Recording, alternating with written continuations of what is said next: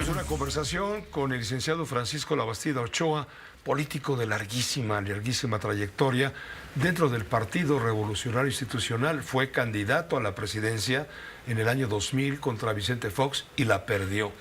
Y hoy está a punto de salirse, obviamente, claramente, expresamente, de este partido político que dice está en manos de alguien que no debía de dirigirlo, sino estar en la cárcel, refiriéndose a Alejandro Moreno Cárdenas. Francisco, estábamos hablando muy sabroso sobre los temas presidenciales.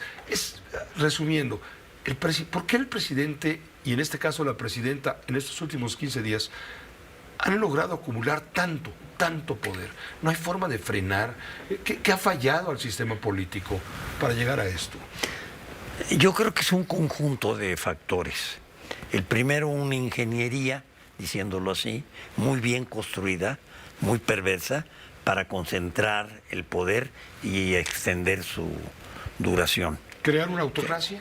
Crear una autocracia, un gobierno autoritario, casi dictatorial.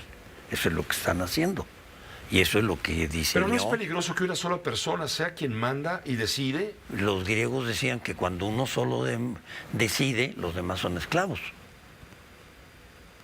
Es muy duro, pero es así. Y entonces aquí va a haber una gente que decide, nada más una. Porque va a controlar el Ejecutivo, el Legislativo y el Judicial. No puede ser, Pepe. Es una tragedia para la democracia. Y es una tragedia para el país, porque a partir de eso se acaban derechos humanos, se acaban el derecho a reclamar lo que es justo y quedas a expensas de quien quieras. Porque además la fórmula que quieren hacer de reforma al judicial le abre las puertas a que el ala radical de Morena y los narcos puedan meter sus jueces y tengan sus jueces a modo. Y eso es gravísimo. Los grupos de poder, los factores de la producción pueden incidir, pero claro, también el crimen organizado. Pero los que tienen capacidad de movilización son ellos. Los que tienen capacidad de movilización de grupos son ellos. Sí, porque quienes aspiren a ser empleados de la judicatura, pues no van a poder tener dinero de los partidos políticos. No les va a dar el Instituto Electoral dinero para sus campañas. Van a tener que romper su cochinito. Y los que puedan, y los que no puedan, ¿qué van a hacer? Van a tener que buscar quien les financie. Y van a quedar comprometidos. Entonces la justicia va a quedar comprometida. ¿Y una justicia quién tiene la fuerza política y económica? La tiene Morena, pues no la tiene el PAN ni el PRI. La tiene Morena y la tienen los narcos. Entonces estamos corriendo un riesgo absolutamente innecesario. Es un retroceso para el país, sin lugar a dudas. Además, parten de un diagnóstico equivocado, Pepe. El 95% de los delitos son del fuero común, no son federal. Sí, el principal motivo del fuero federal no es tratar problemas, digamos, que le corresponde a la cotidianidad de los delitos. Un robo, un homicidio. Un homicidio. Es el fuero común. Se roban una gallina, se roban un coche, roban una casa, asesinan a una gente. Es del fuero común. Sí. Y les quitaron la mitad o más de la mitad del presupuesto. Entonces los condenan a la inopia, a la inoperancia. No, es absurdo. Entonces, en lugar de concentrar el esfuerzo ahí, lo concentran en el federal, no tocan el local y tenemos graves problemas en el país que no se superan. ¿Por ejemplo, qué? ¿Por venganza o por rencor? ¿O por las dos? Yo creo que más por rencor, porque el ataque va dirigido contra el Judicial Federal, la Suprema Corte, claro. Y le quitan con ello la facultad principal, que es decidir si un cambio en la Constitución es válido o no es válido. Si una ley es una ley que responde a los dictados de la Constitución o afecta a derechos humanos o lo que tú quieras. Esa es la misión fundamental. Y se la quitan. Tú fuiste gobernador de Sinaloa. ¿Te duele Sinaloa a estas horas? ¿Cómo no? Me duele, no diré que lloro, pero me duele Sinaloa. ¿Qué va a pasar? ¿Qué está pasando en Sinaloa? ¿Tanto es el poder del crimen organizado que tienen secuestrado al gobierno? Yo creo que lo secuestraron desde que decidió el gobernador que necesitaba hacer un pacto con ellos para Además. Para llegar a ser gobernador. Desde ahí. Es decir, yo creo que ha habido gobernadores que ya siendo gobernadores hacen pacto con el crimen organizado. ¿Tú pactaste con el crimen Por organizado supuesto en que Sinaloa? No. Por supuesto que no. Puedo contar la anécdota. Yo vivía en una casa en la campaña que no tenía estacionamiento. Entonces dejaba mi coche fuera. Le meten a mi coche cerca de 30 balazos. Me avisan. Luego me avisan como a las 4 horas.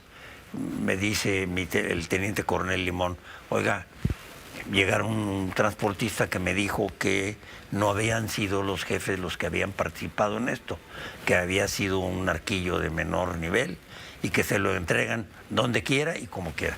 Se llama tal y tal y se lo entregan como quiera. Le dije, a ver, escriba, por favor. Le va a decir exactamente lo que le estoy diciendo. Primero, dígale que le reconozco el gesto.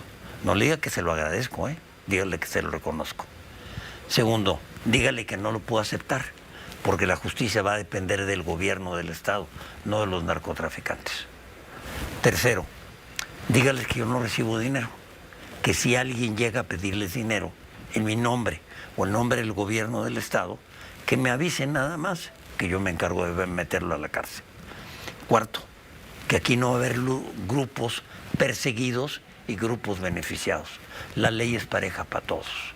Y quinto, este es el primero y el último mensaje. El gobierno lo que hace es fijar reglas. Y la regla es que la ley es pareja para todos. No hace pactos. Entonces, muchas gracias. Ahí muere. ¿Y el actual gobierno, por hacer pactos, está metido? Por eso llegó. Si secuestraron a cerca de 90 gentes en Culiacán. El día de las elecciones. El día anterior en o 2021. 2 días anteriores a las elecciones. Sí. Secuestraron a la madre, a la esposa del director de operaciones políticas del PRI, secuestraron como a 90 gentes del PRI y les dijeron, si ganan mañana, los matamos, Pues obviamente perdieron. ¿Qué va a pasar? ¿Quién va a ganar en esta batalla entre las facciones del cártel de Sinaloa? Yo creo que la pregunta debe ser cómo hacemos que Sinaloa recupere la paz. ¿Cómo? Me parece que primero haciendo un programa diseñado específicamente para Sinaloa. Yo diría un programa por estado, Pepe. Mira, ¿por qué un programa por estado? Porque la estrategia en Tamaulipas va a ser diferente de la estrategia de Sinaloa. En Sinaloa. O en Colima, o en Morelos, claro. o en Zacatecas. Entonces vamos a tener 20 guerras. Eso es lo que va a ocurrir. Sí, lo que nos encontramos es un verdadero desastre, Pepe. Un verdadero desastre. Y tenemos que enfrentarlo como tal. Y lo primero que tenemos que hacer es reconocer los problemas y luego identificar las causas que lo provocaron. Yo creo que la primera causa es la gran corrupción que existe entre las fuerzas policíacas.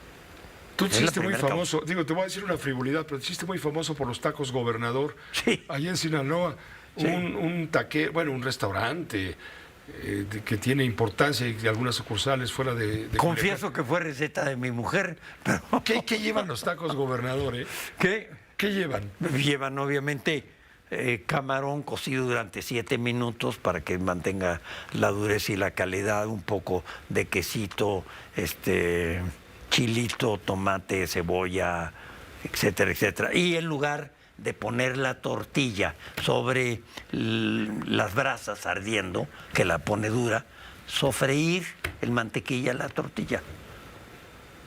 Pues ya nos hiciste la receta de los tacos Gobernador. ¿Tú los inventaste? Los inventó mi mujer. Tu mujer. Y yo publicité, porque era muy metiche.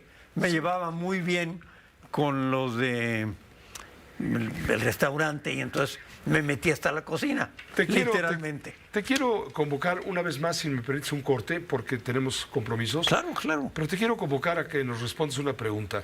¿Por qué perdiste el 2000?